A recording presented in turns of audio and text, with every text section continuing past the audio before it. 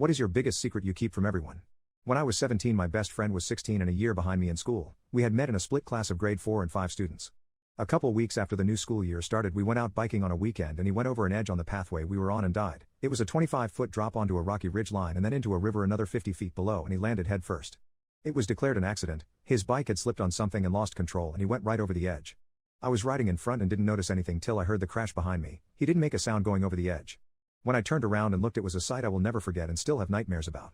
I had a cell phone with me and called 911, but there was nothing to be done. Even from up where I was, I could see his helmet had cracked and blood pooling around his head. His family blamed me for the death even though it was an accident, saying I had pushed him to ride too hard. It was a bike path in the city, but they needed an excuse, or that I had distracted him, stuff like that. About 9 months later, I had to clear out our locker at school. Even though I was in grade 12 and he was in grade 11, we arranged to share a locker at the end of the school year.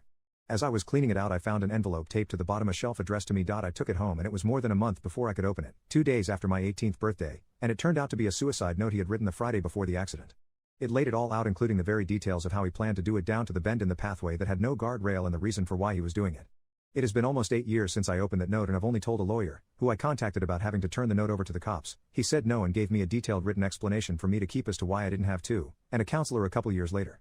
The note and the explanation from the lawyer in a lockbox, as I cannot bring myself to get rid of it. To this day his family still blames me for his death, but I refuse to tell them the truth as their religious beliefs would make it impossible to bear.